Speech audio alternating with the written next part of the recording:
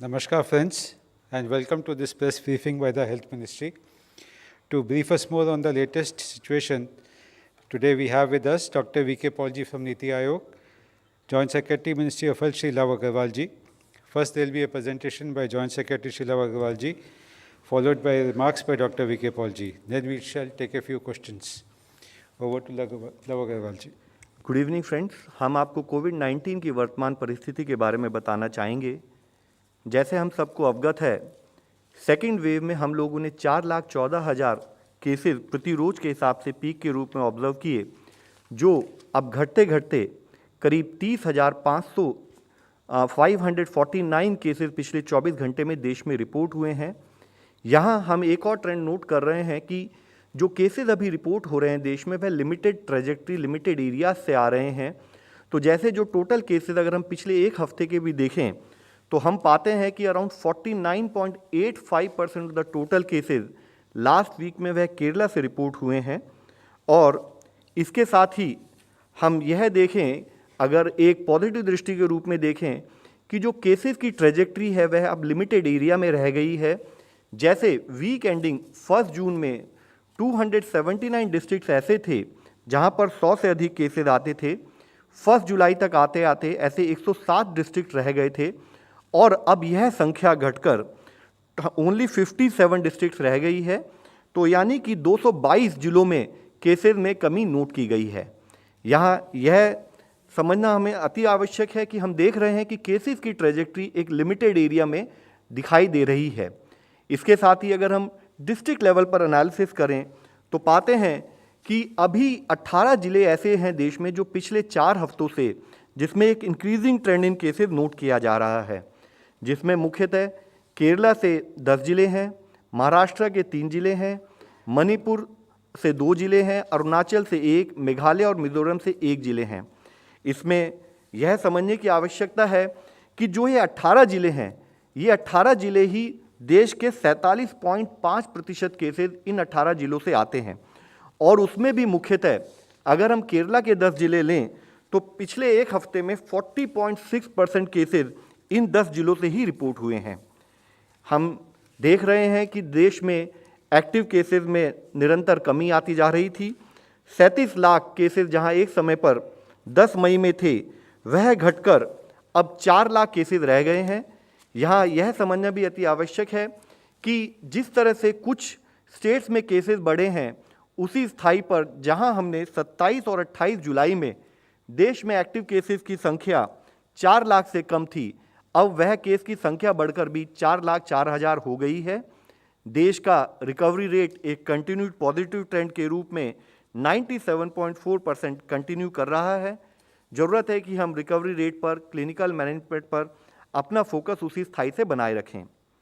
साथ ही हम देखें कि अगर स्टेट वाइज एक्टिव केसेस किस तरह से डिस्ट्रीब्यूटेड हैं, तो देश में एक स्टेट है जहां पर 1 लाख से अधिक एक्टिव केसेस की संख्या है और इसी तरह से 8 स्टेट्स ऐसी हैं जहां पर 10,000 से 1 लाख तक की संख्या में एक्टिव केसेस हैं और 27 स्टेट ऐसी हैं जहां पर केसेस में काफ़ी कमी आई है और 10,000 से भी कम संख्या में एक्टिव केसेस हैं।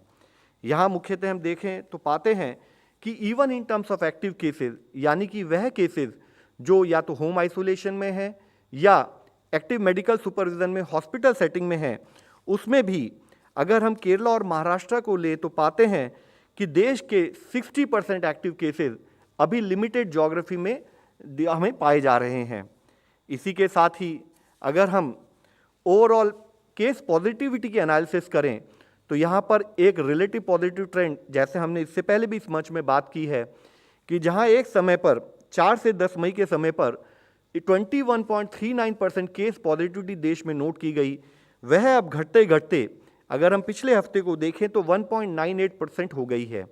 यानी कि यह ट्रेंड अभी भी कंटिन्यूड नेशनल लेवल पर है और वीकली पॉजिटिविटी 2% से कम अब हम 3 महीने बाद देश में नोट कर रहे हैं। लेकिन जहां एक स्थाई पर ओवरऑल देश में हम वीकली पॉजिटिविटी में काफ़ी कमी नोट कर रहे हैं, वहीं there are limited areas, limited districts जहां पर अभी भी अधिक केस पॉजिटिविटी नोट की जा रही है, जिसमें ऐसे 44 जिले हैं देश में जहां 10% से अधिक केस पॉजिटिविटी है। केरला के विषय में हम बात कर चुके हैं। उसके साथ ही अगर हम देखें तो मणिपुर, मिजोरम, नागालैंड, अरुणाचल प्रदेश, मेघालय और सिक्किम, इन स्टेट्स में भी काफ़ी अधिक संख्या में जिले हैं जहां पर 10% से अधिक केस पॉजिटिविटी पाई जा रही है। इसमें मुख्यतः अगर हम एक पॉजिटिव ट्रेंड के रूप में देखें तो हम पाते हैं कि मणिपुर में जहां एक हफ्ते पहले ऐसे 10 जिले थे, उसकी संख्या घटकर 9 जिले रह गई है। अरुणाचल प्रदेश में जहां 5 जिले थे, उसमें एक जिला कम होकर 4 जिले रह गए हैं। मेघालय में 6 की बजाय अब 4 जिले ऐसे हैं जहां पर 10% से अधिक पॉजिटिविटी है। नागालैंड में जहां 7 जिले एक हफ्ते पहले थे, वह संख्या घटकर अब 4 जिले रह गई है। लेकिन उसी के साथ ही एक एरिया ऑफ कंसर्न भी उभर कर हमारे सामने आता है जब हम देखते हैं कि हिमाचल प्रदेश में जहां एक हफ्ते पहले कोई भी ऐसा जिला नहीं था जिसकी पॉजिटिविटी 10% से अधिक थी, वहां पर अब एक जिला ऐसा है जहां पर 10% से अधिक केस पॉजिटिविटी पाई जा रही है। देश में ओवरऑल मैनेजमेंट के एफर्ट्स के रूप में वैक्सीनेशन कवरेज को भी सुचारू रूप से किया जा रहा है। अब तक टोटल 47.85 करोड़ डोजेज देश में दी जा चुकी हैं, जिसमें अगर हम फर्स्ट डोज कवरेज देखें तो 37.26 करोड़ डोजेज फर्स्ट डोजेज में दी जा चुकी हैं and 10.59 crore doses second dose के रूप में दी जा चुकी हैं। इसमें जैसे कि हमने इससे पहले भी इस मंच पर कई बार बात की है कि ओवरऑल फोकस ये रहा है कि कैसे हम अपने वैक्सीनेशन डोजेज के एडमिनिस्ट्रेशन को बढ़ाएं।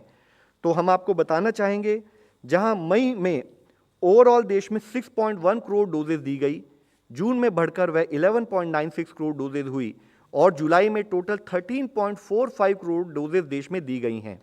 और इसी को अगर हम एक एवरेज वैक्सीनेशन रेट के रूप में देखें तो हम पाते हैं कि अराउंड 19.6 लाख डोजेज जहां प्रति रोज हमने मई मंथ में देश में दी गई, उसको बढ़ते बढ़ते 39.8 लाख इन जून और अब वह बढ़कर जुलाई में 43.41 लाख डोजेज प्रति रोज के औसत से दी गई हैं।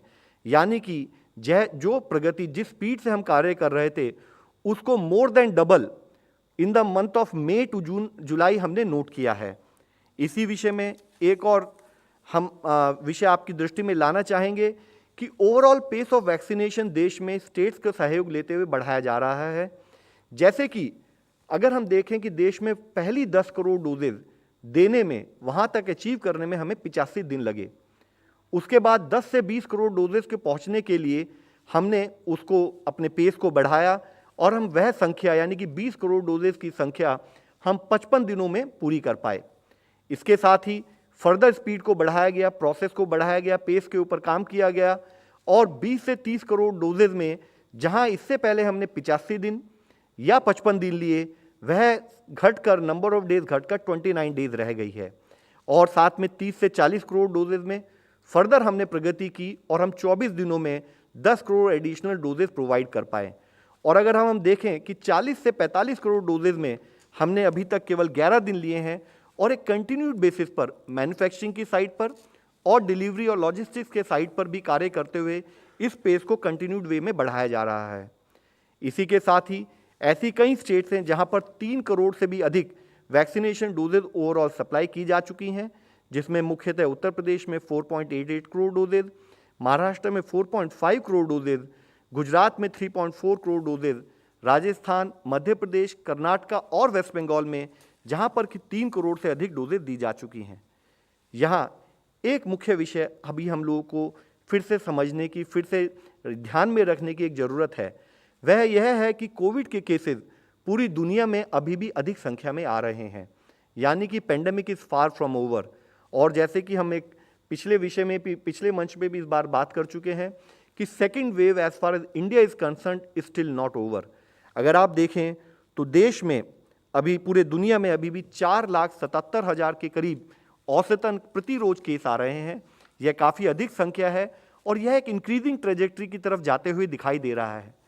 इसी विषय में हम आप लोगों की दृष्टि में लाना चाहेंगे कि जैसे एक विषय या तो हम ग्रोथ रेट की बात करें या एक्टिव केसेस बढ़ रहे हैं उसकी बात करें, या इसको एक टेक्निकल दृष्टि से अगर हम आप लोगों के सामने रखें तो एक इसमें अंश यूज किया जाता है reproduction number. Reproduction number means कि एक इन्फेक्टेड आदमी अपने इन्फेक्शियस पीरियड में कितने और लोगों को इन्फेक्ट करता है। यहाँ यह माना जाता है कि रिप्रोडक्शन नंबर जब भी 1 से अधिक है तो इसका मतलब है कि केसेस की ट्रेजेक्ट्री इंक्रीजिंग है और टू दैट एक्सटेंट उतना ही कंट्रोल करने की आवश्यकता है। तो यहाँ हम आप लोगों की दृष्टि में लाना चाहेंगे, जैसे यूनाइटेड स्टेट्स में भी अभी केसेस बढ़ रहे हैं, ऑन एन एवरेज वहाँ रिप्रोडक्शन नंबर अभी 1.2 है, यानी कि एक इन्फेक्टेड आदमी एक से अधिक 1.2 लोगों को अपने इन्फेक्शन की अवधि में इन्फेक्ट कर रहा है। कनाडा में भी यह नंबर बढ़कर 1.2 के करीब है, ऑस्ट्रेलिया में यह 1.2 है, और इंडिया में जहां कुछ दिनों पहले करीब 0.88 रिप्रोडक्टिव रेट हम नोट कर रहे थे, उसमें हमने पिछले कुछ दिनों में कुछ लिमिटेड टेरिटरीज में हमने इसमें वृद्धि नोट की है। जरूरी है कि हम अपने कार्य प्रणाली में दो तरीके से एनालाइज करें। एक तो वह लिमिटेड ट्रेजेक्ट्री जहां पर अभी अधिक केसेस आ रहे हैं, वहां पर हमारा कंट्रोल बहुत कठिनता से हम उसको कंट्रोल करने में अपना कार्य करें। दूसरा, अगर कहीं पर रिप्रोडक्टिव नंबर यह इंडिकेट करता है कि एक इंक्रीजिंग केसेस की ट्रेजेक्ट्री है, तो वहाँ पर भी हमारा ध्यान उसी तरह से बना रहे ताकि वहाँ पर भी इन्फेक्शन ज़्यादा ना फैल पाए। इसमें मुख्यतः अगर आप देखें कि 8 ऐसी स्टेट्स हैं जहाँ रिप्रोडक्टिव नंबर आज देश में 1 से अधिक है, और उसमें भी मुख्य जो हमारे लिए एक चिंता का विषय होना चाहिए, ना कि यह नंबर अधिक है, इसके साथ ही इस नंबर का एक इंक्रीजिंग ट्रेंड दिख रहा है। हमने इस विषय में कई बार इस विषय में चर्चा की है कि जरूरी है, हमें ध्यान रखना है कि वायरस नहीं थका या हम नहीं थक सकते, हमें कंटिन्यूड बेसिस पर कोविड-19 से अपनी लड़ाई को जारी रखना है। तो जरूरी है कि यह स्टेट जहां पर जैसे मुख्यतः हिमाचल प्रदेश में रिप्रोडक्टिव नंबर 1.4 के करीब है, जम्मू कश्मीर में 1.4 है, लक्षद्वीप में 1.3 है, और इसी तरह बाकी स्टेट्स में जहां पर रिप्रोडक्टिव नंबर 1 के करीब है, वह स्टेबल या डिक्रीजिंग ट्रेंड अगर दिखा रहा है, तो इसको एनालाइज करते हुए जो भी कार्य कोविड-19 के मैनेजमेंट के संबंध में करना है, हम स्टेट के साथ मिलकर उस पर कार्य करते रहें। इसी विषय में एक और अंश हम आप लोगों के सामने लाना चाहेंगे। हमारी कोविड की लड़ाई में मुख्यतः प्रजा के साथ साथ सिटीज़न के हर सपोर्ट के साथ साथ हमें हमारे स्वास्थ्य कर्मियों का सपोर्ट मिला है, हमारे युवा नेताओं का सपोर्ट मिला है, युवक का सपोर्ट मिला है, और हमारे ANMs, आशा वर्कर्स और आंगनवाड़ी वर्कर्स का सपोर्ट मिला है। इस विषय में कोविड ग्राउंड जीरो के रूप में कहानियाँ आशा और विश्वास की हम आप लोगों के सामने अमरावती जिले में मेलघाट गांव में जो एफर्ट्स किए गए फील्ड स्थाई के लेवल पर कि कैसे वैक्सीनेशन को बढ़ाया जाए, कैसे लोकल लैंग्वेज का प्रयोग किया जाए, कैसे यूथ ग्रुप्स को इस्तेमाल किया जाए, और कैसे आउटरीच की जाए, और उसके द्वारा वैक्सीनेशन कवरेज पे जैसे उन्होंने कार्य किया है, हम आप लोगों के सामने रखना चाहेंगे।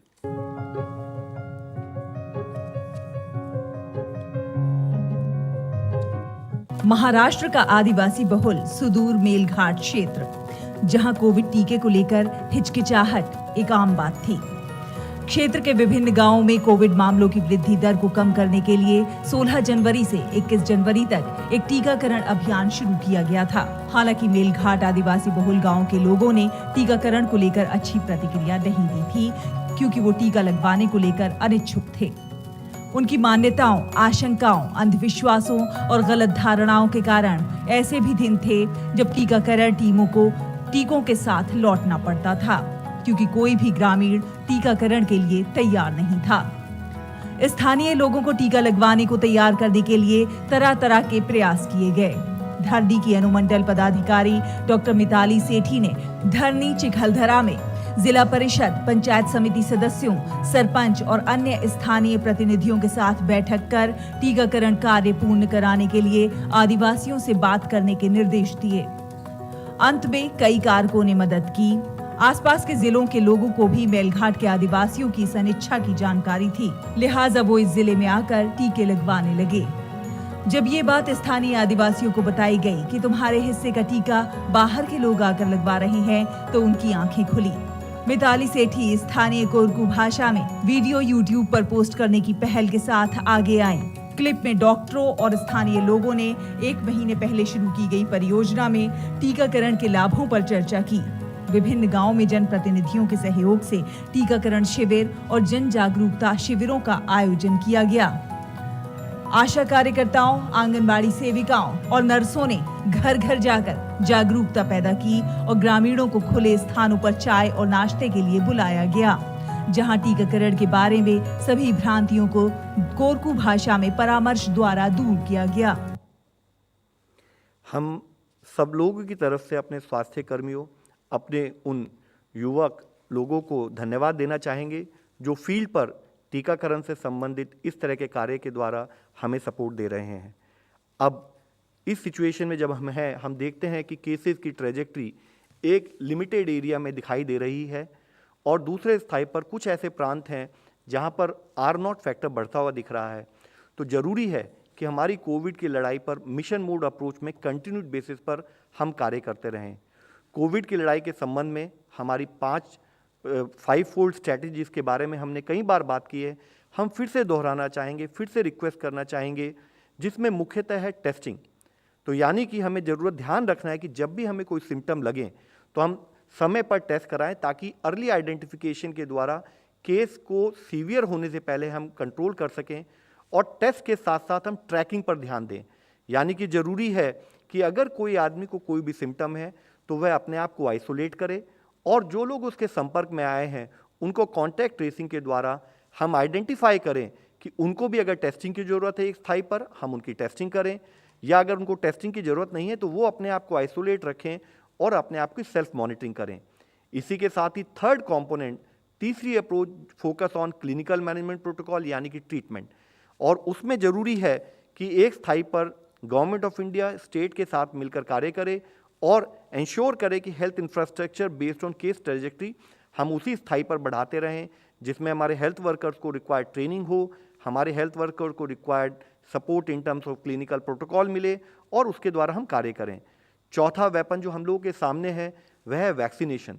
और वैक्सीनेशन, जैसे इस मंच पर भी कई बार हमने इस पर चर्चा की है, वैक्सीनेशन जो भी देश में अप्रूव हुई हैं वे बिल्कुल सेफ़ हैं, एफिकेशियस हैं और हमें हर तरीके से सपोर्ट करती हैं। जहाँ एक स्थाई पर वो हमें बीमार होने से बचाती हैं और अगर किसी कारणवश कुछ लोग बीमार हुए भी तो उनको सीरियस होने से बचाती है, लाइफ सेव करने में हमारा सपोर्ट करती हैं, तो हमें वैक्सीनेशन पर भी उतना ही ध्यान रखना चाहिए। और पांचवा और सबसे इम्पॉर्टेंट अंश सोशल वैक्सीनेशन के रूप में कोविड अप्रोप्रिएट बिहेवियर। यहाँ इसी मंच पर हमने कैंपटीफॉल की भी आपको कुछ इमेजेस दिखाई थी, कुछ और प्रांतों में आप लोगों के द्वारा भी ऐसी इमेजेस दिखाई गई हैं जहाँ पर जब देश में हम रिलैक्सेशन दे रहे हैं तब कुछ स्थानों पर, चाहे कोविड फटीग समझें, कोई और कारण समझें, लैक ऑफ अंडरस्टैंडिंग हो या कुछ भी कारण हो, कुछ लोगों में कोविड अप्रोप्रिएट बिहेवियर का उस ढंग से फॉलोअप नहीं किया जा रहा है। हमारी आपके द्वारा सब लोगों से विनती है, हम कंटिन्यूड बेसिस पर रिक्वेस्ट करना चाहेंगे, जैसे देश में R0 बढ़ रहा है, हम देख रहे हैं देश में कुछ ऐसे प्रांत हैं जहां पर अभी केसेस की संख्या में वृद्धि नोट की जा रही है, कुछ ऐसे प्रांत हैं जहां पर कि केस पॉजिटिविटी हाई है। वहां पर 3 मुख्य अंश, यानी कि पहला अंश यूज़ ऑफ मास्क, हमें मास्क को हमेशा प्रयोग करना है। दूसरा 2 गज की दूरी, हमें फिजिकल डिस्टेंसिंग को बनाए रखना है। तीसरा हैंड हाइजीन, हम अपने हाथ को समय समय पर साफ करते रहें। और अगर हम इन प्रिंसिपल्स को फॉलो करेंगे तो हम सोशल वैक्सीन के रूप में कोविड जैसी महामारी को अपने बीच में फैलने से रोक पाएंगे। हम आपसे फिर अंत में यही विनती करना चाहते हैं, हमारी 5 फोल्ड स्ट्रैटेजी के रूप में focus on testing for early identification, focus on contact tracing, focus on treatment, vaccination and Covid safe behaviour हमारी लाइफ में एक न्यू नॉर्मल के रूप में हम इसको इस्तेमाल करके कोविड से अपने आप को बचाने में और अपने परिवार को बचाने में सहयोग दें। धन्यवाद। डॉक्टर वीके पॉल जी। धन्यवाद। आज आपके सामने जो रिपोर्ट प्रस्तुत हुई है, डेटा प्रस्तुत हुआ है, मिक्स्ड पिक्चर फिर सामने आई है। हम देखते हैं कि जिन ज़िलों में 100 से ज़्यादा केसेस हो रहे थे वो कम हो गए हैं। हम ये भी देख रहे हैं कि केस हाई पॉजिटिविटी वाले भी ज़िलों में चेंज आया है।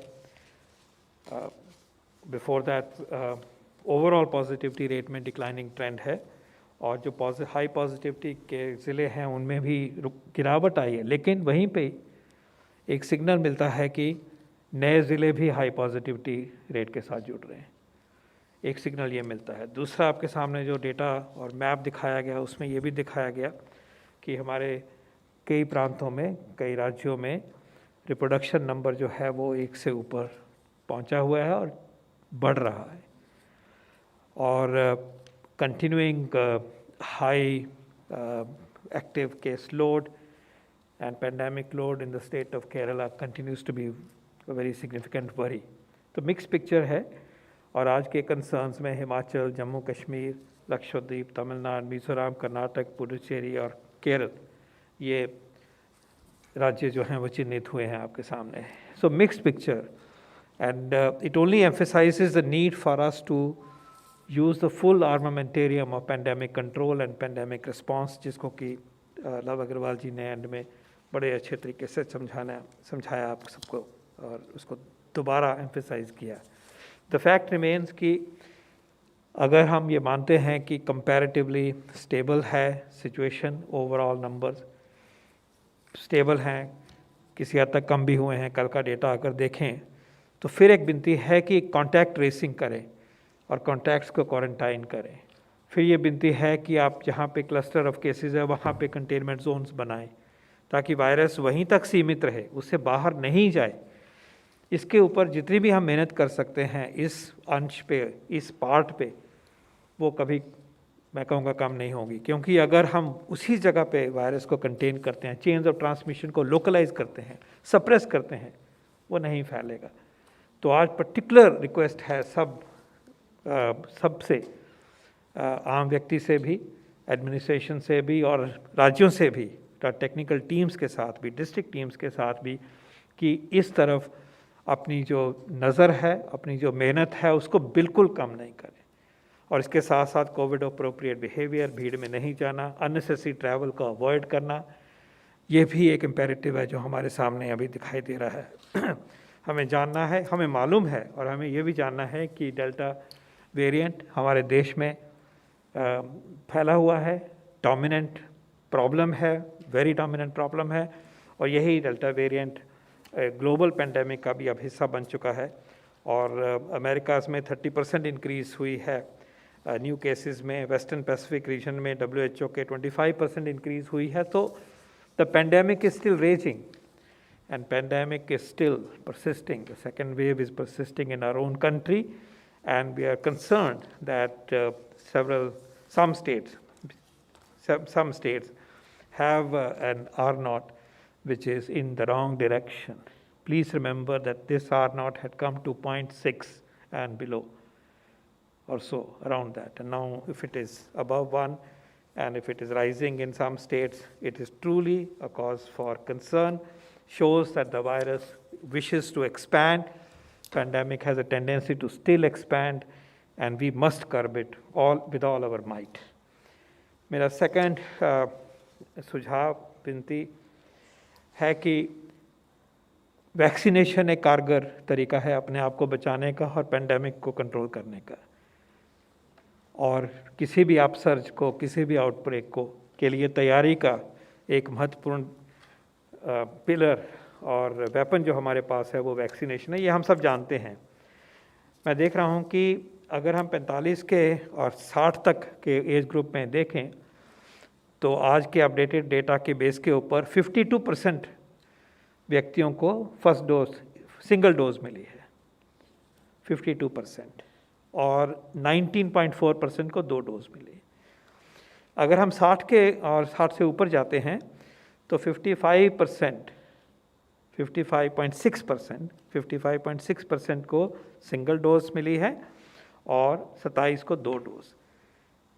मेरी रिक्वेस्ट ये है कि क्योंकि ये वल्नरेबल ग्रुप है, मॉर्टेलिटी के परिप्रेक्ष्य में advanced age is a very very significant risk factor, और इस समूह के लिए हमारे वैक्सीनेशन प्रोग्राम पहले से शुरू हुआ था एज अ प्रायोरिटी ग्रुप। तो अगर हमने पेंडेमिक के असर को इन टर्म्स ऑफ मॉर्टेलिटी कम करना है, तो जो वल्नरेबल एज ग्रुप है, एल्डरली ग्रुप है, 45 से ऊपर वाला जो ग्रुप है इन पर्टिकुलर, उनको हमें वैक्सीनेशन से जोड़ना है। तो अभी हम देख रहे हैं कि आधे से ज़्यादा को कम से कम 1 डोज मिली है, लेकिन यह नंबर जो है, ये प्रोपोर्शन जो है, इसको बढ़ना चाहिए, और इसको भी हम अपनी किसी भी फ्यूचर सर्च के लिए एक महत्वपूर्ण तैयारी का बिंदु मानना चाहिए। सबका वैक्सीनेशन हो, लेकिन उसमें जो कोमॉर्बिडिटीज़ वाले हैं और उम्र वाले हैं, एक उम्र के ऊपर वाले हैं, उनको बहुत ही जल्दी से, अगर उन्होंने कोई डोज नहीं लिया तो प्लीज़ लीजिए, खूब वैक्सीन अवेलेबल है, उनके लिए कोई कमी की बात ही नहीं है।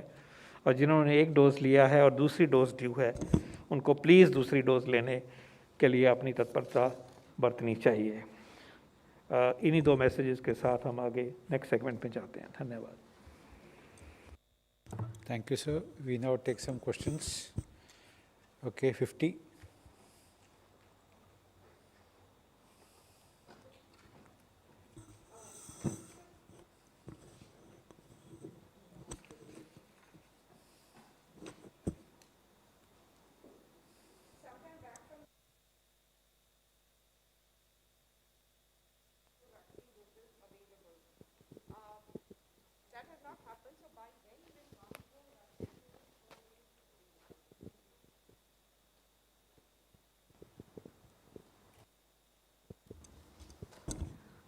इस मंच से जहाँ तक मुझे ज्ञात है, हमने ये कहा था कि 51 करोड़ के लगभग डोजेज़, अबाउट 50 करोड़ डोजेज़ उपलब्ध होंगी एंड ऑफ जुलाई तक। और उसके बाद का जो रूपरेखा दिखाई गई है, अराउंड 135 करोड़ डोजेज़ का रोड मैप दिखाया गया आपके सामने।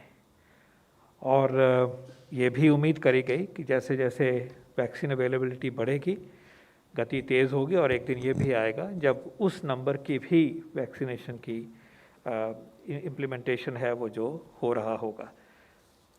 Next. Yeah, 4.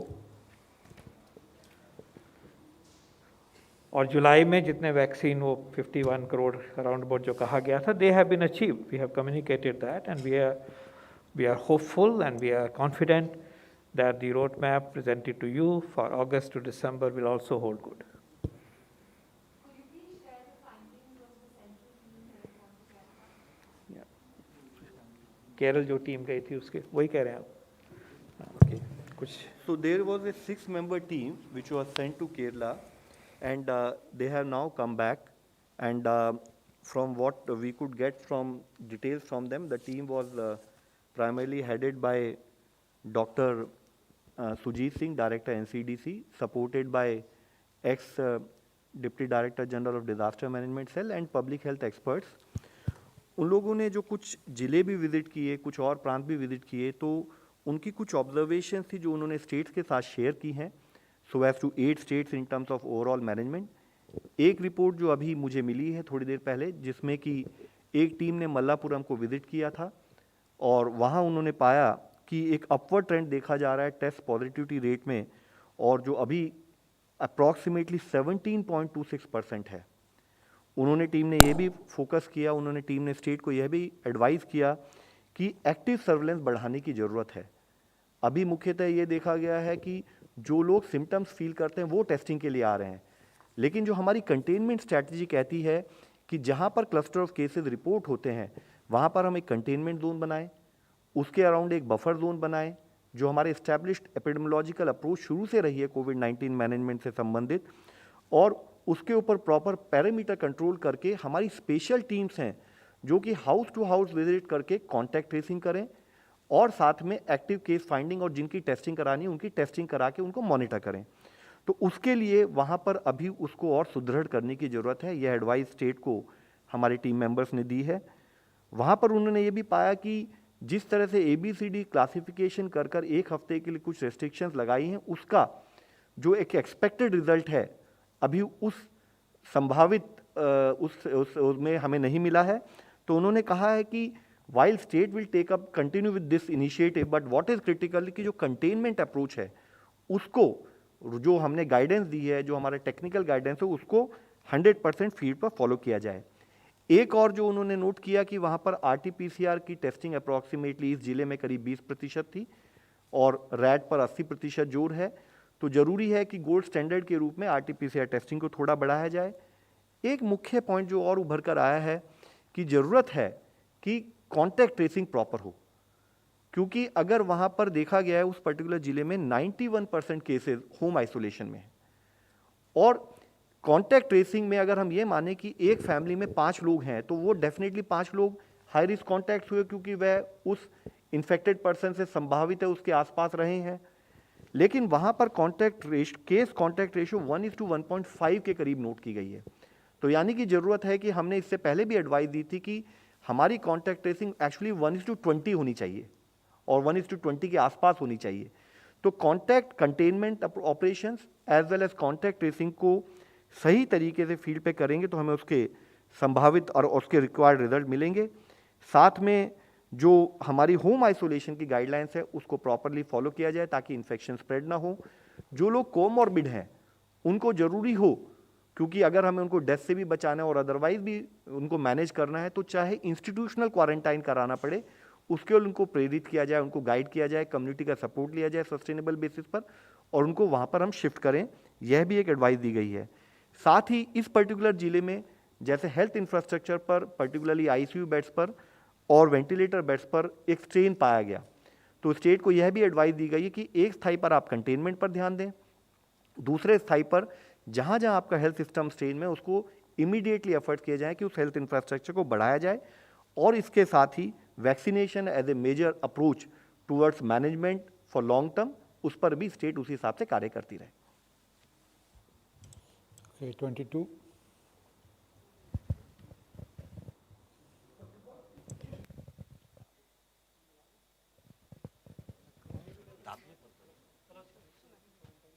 Dr. Paul, I am Ayushman. You said 50 crore doses were delivered. By July 31st, 48.8 crore doses were given, which is 94%. Covishield, you got more than expectation, but Covaxin, half of what you projected in Supreme Court, you got it. A few initial doses from Bangalore batch didn't qualify. You have 3 PSUs. What is the timeline? What is the problem with Bharat Biotech's Covaxin, sir? When are we seeing the expedition in the numbers? And by when IIL is going to manufacture the vaccine?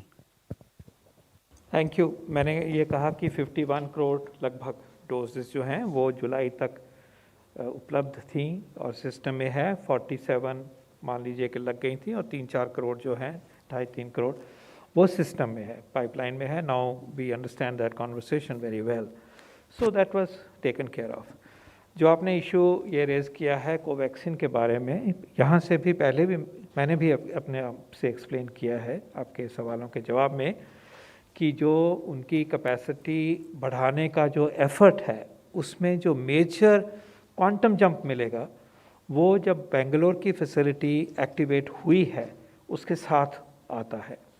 ये बहुत बड़े size का reactor और system उन्होंने establish किया है और उसमें जो कंट्रीब्यूशन है अब वो हो गया है, आना शुरू हो गया है। और उसमें थोड़ी डिले हुई क्योंकि जो स्टैंडर्डाइजेशन के प्रोसेसेस में जो क्वालिटी एश्योरेंस की उनको प्रोडक्ट्स की आउटपुट मिलनी चाहिए थी उसको स्टैंडर्डाइज करते हुए, फाइन ट्यून करते हुए, उसको उस लेवल तक लाते हुए और एफिशिएंट फ्लो में लाते हुए एक नई इंडस्ट्री शुरू हुई है, उसको ऑप्टिमाइज़ करते हुए, स्टैंडर्डाइज करते हुए, वैलिडेट करते हुए उनको थोड़ा सा एक्स्ट्रा वक्त लगा है, इसलिए थोड़ी सी उस तरफ से डिले हुई है। लेकिन उन्होंने इसकी एवज में कह लीजिए या इसके एडिशन में एक एडिशनल फैसिलिटी जो उनके ओरिजिनल प्लान में नहीं थी अंकलेश्वर में शुरू करी, जिसमें कि हमें 6 मिलियन के करीब डोजेस जो हैं वो एडिशनल वहाँ से भी प्राप्त होंगी और वो सिस्टम ठीक चला हुआ। वो एक रेबीज़ वैक्सीन बनाने की उनकी पुरानी एक फैक्ट्री थी। सो उन्होंने अपनी तरफ से एफर्ट किया। कुछ हिकअप्स कभी टेक्निकल ऐसे आ जाते हैं, we should respect, we should not demoralize the effort being made by our industry colleagues. In response to the PSUs, it is my current information that to an extent from the Indian Immunological Limited, we may start getting about 2 million doses by September, late August, September. Availability हमें visible हो रही है। जो Haffkine है और Gujarat consortium है और बिबकॉल है, there is a substantive infrastructure being built or modified or repurposed. That will take a little time. So we should expect more clarity on their timelines after some more time, I would say. But also, I think broadly, we should look at November, December or so for activation of those additional PSUs. But the efforts are going on. Tech transfer is going on. But from Indian Immunological Limited, which is located in Hyderabad itself, we are now visualizing some degree of contribution. Thank you. Okay, 56. Sir, संसद में पूछे गए एक सवाल के जवाब में कहा गया था कि टीकाकरण का टाइमलाइन नहीं दिया जा सकता, तो आप बता सकते हैं कि जो वयस्क आबादी है उसको टीकाकरण कब तक लग जाएगा? वयस्क आबादी, एडल्ट जो पॉपुलेशन है उसको कब तक टीकाकरण हो सकता है आपके मुताबिक? और दूसरा, बच्चों की वैक्सीन का स्टेटस अगर आप बता सकते। देखिए, जो जवाब दिया जा चुका है पार्लियामेंट में, उसको ही आप आगे लेके अपने तरीके से इंटरप्रेट करिए, एक्सेप्ट करिए, because those are statements being made with full responsibility and they are in public domain. जहाँ तक कि बच्चों के वैक्सीन का ताल्लुक है, आप यू आर अवेयर कि कुछ देशों ने कुछ वैक्सीन्स को बच्चों में लागू किया है up to a certain age. हमारे एफर्ट्स भी इसमें चले हुए हैं।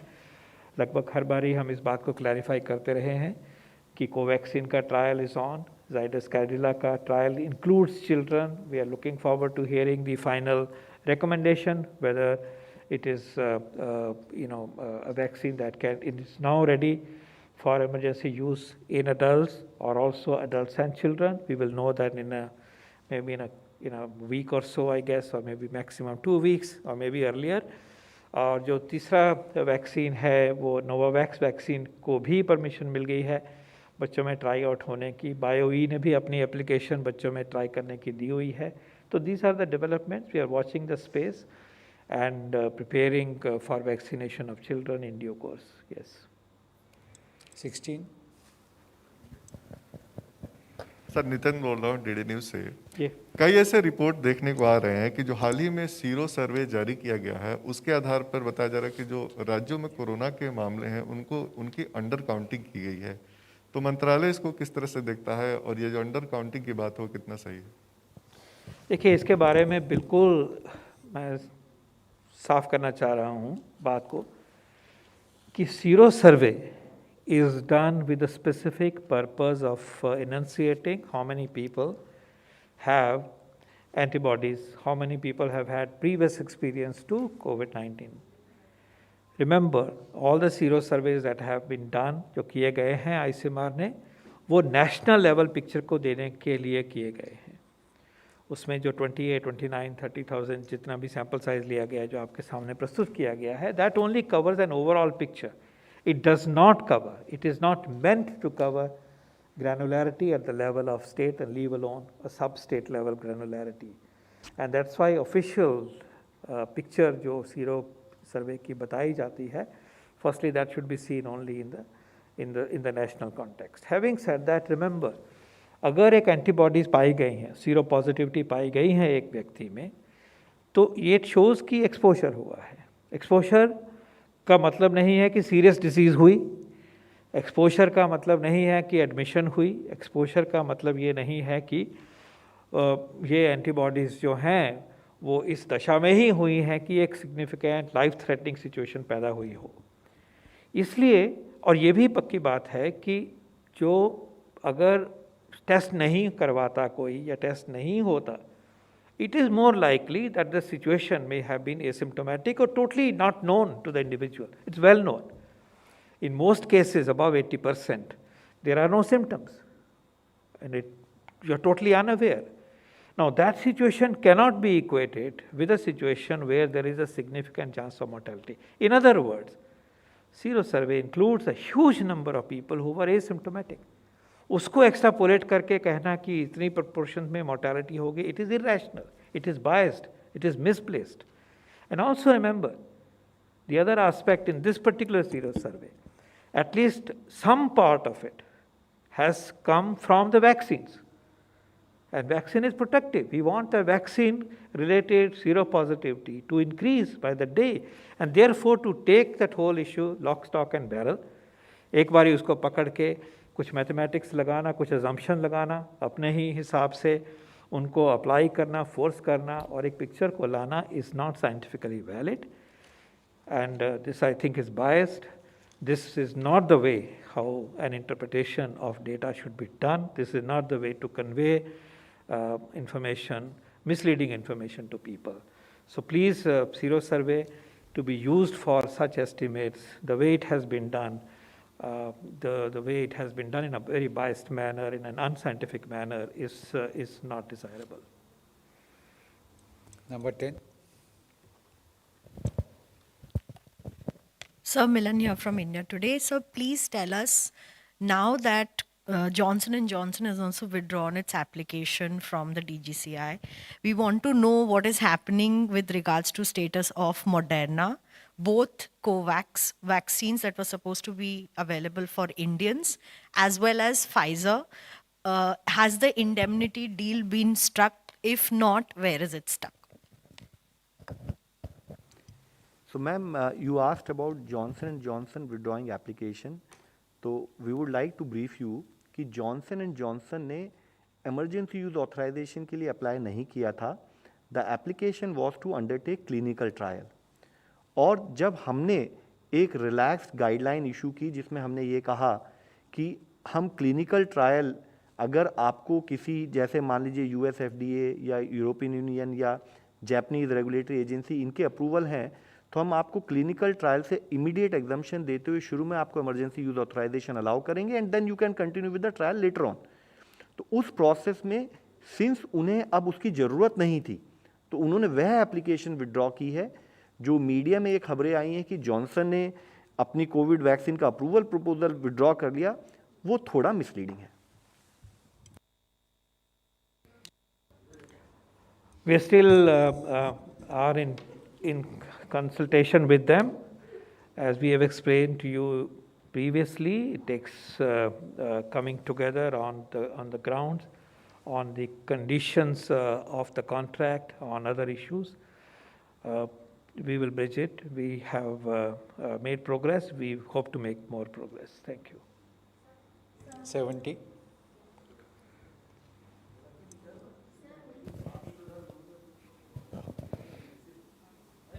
ऐसे बोल रहे हैं. हेलो, ठीक है. हेलो सर, आईआईटी हैदराबाद और आईआईटी कानपुर ने ये स्टडी किया है और ये कहा है कि शुरुआत हो जाएगी थर्ड वेव की अगस्त मिड से और पीक पर अक्टूबर में जाएगी. इस पर क्या कहना चाहेंगे?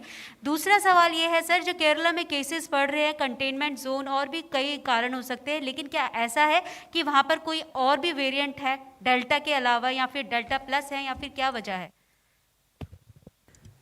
तो ma'am, on the issue of wave हम लोगों ने इस मंच पर इस बारे में कई बार बात की है. पहले हम आपसे विनती ये करना चाहेंगे कि अगर हम वेव को भी एक पैरामीटर मान के चलें तो देश में अभी सेकंड वेव पूरी नहीं हुई है. अभी भी केसेस 30,000 की संख्या में आ रहे हैं. दो विषय हमारे सामने आ रहे हैं. एक तो यह है कि केसेस जो हैं अब एक लिमिटेड एरिया से आ रहे हैं, ज़रूरी है कि हम वहाँ पर स्ट्रिक्ट एक्शन लेके उनको कंटेन करें. दूसरा यह है कि जैसे जैसे देश में गतिविधियाँ खोली गई तो उसमें हमने जब गतिविधियाँ खोलने पर हमने ये पाया कि कुछ प्रांतों में कोविड सेफ बिहेवियर अगर फॉलो नहीं होगा तो हो सकता है केसेस बढ़ें. इस मंच पे हमने इसमें बात की और उसके प्रभाव के रूप में शायद हमने, जैसे कि सर ने कहा कि 0.6 R0 था, उसके बाद 0.8 हुआ, बढ़ते बढ़ते आज हम उसको 1.2 के करीब देख रहे हैं. तो ज़रूरी है कि जिन प्रांतों में केसेस बढ़ने की तरफ दिख रहे हैं वहाँ पर भी हम उतनी सजगता से कार्य करें. तो ये दोनों चीज़ें हमें समझने की ज़रूरत है कि सेकंड वेव ही हमें सबसे पहले मैनेज करनी है. दूसरी चीज़ है, अगर आप कभी भी वेव के बारे में बात करें तो हमने इस मंच पर आपको बताया है कि वेव जो है they are more of a post facto understanding और evaluation of plotting the case trajectory. उससे भी पहले हमारा एक्शन क्या है दैट विल डिटरमिन. वेव के दो कंपोनेंट हैं. एक कंपोनेंट है एक प्रकृति के रूप में, जैसे आपने कहा कि वेरिएंट आ सकते हैं, तो एक प्रकृति के रूप में हमारे सामने एक नया चैलेंज आ सकता है. दूसरा, हमने इससे पहले भी इसमें बात की है, एक हमारी प्रवृत्ति क्या है, हमारा बिहेवियर कैसा है, क्या हम इस वायरस को समझ के इस वायरस के अनुरूप इससे बचने के लिए कार्य कर रहे हैं, वह भी हमें सपोर्ट करेगा, कपल्ड विद द फैक्ट कि हम उसको वैक्सीनेशन से और एड करें. तो इन दोनों कंपोनेंट पे हमें काम करने की बहुत ज़रूरत है. हम आपके द्वारा फिर सबसे विनती करना चाहेंगे, हमें सबका, इस देश के हर नागरिक ने सपोर्ट दिया है स्टेट को, गवर्नमेंट को इन terms of management for last 1.5 year and more. लेकिन ये बैटल अभी ख़त्म नहीं हुई है और हमें प्रकृति से दिया हुआ challenge coupled with the fact हमारी प्रवृत्ति क्या है, उससे हम कैसे मैनेज करें, इन दोनों को मिक्स करते हुए हमें इस पे फोकस करना है। इसी से संबंधित आपने केरला के विषय में कहा है, तो जैसे मैंने इससे पहले आपको भी सबमिट किया है, variant can lead to a situation in terms of higher transmissibility which has been noticed not only in Kerala, not only in Maharashtra, in other parts of the country and now across the world. लेकिन variant को management का principle आज भी वही है, same 5-fold strategy, test, track, treat, vaccinate and COVID appropriate behaviour. इन पांचों जो हमारे कंपोनेंट है मैनेजमेंट के, इनसे हम इधर से उधर कभी भी होंगे तब हम देखेंगे हमारे केसेस की संख्या बढ़ेगी। मैं फिर से आपसे ये रिक्वेस्ट करना चाहूँगा, हमारी प्रकृति के दिए हुए चैलेंज के साथ साथ हमारी प्रवृत्ति हमारे मैग्नीट्यूड ऑफ जो केसेस आएंगे उसको डिटरमिन करती है। तो जरूरी है कि हम कभी भी ना भूलें कि हमें कोविड सेफ बिहेवियर का पालन करना है। Number 26.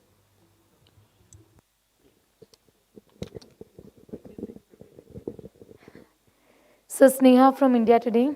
My question is, what is the plan?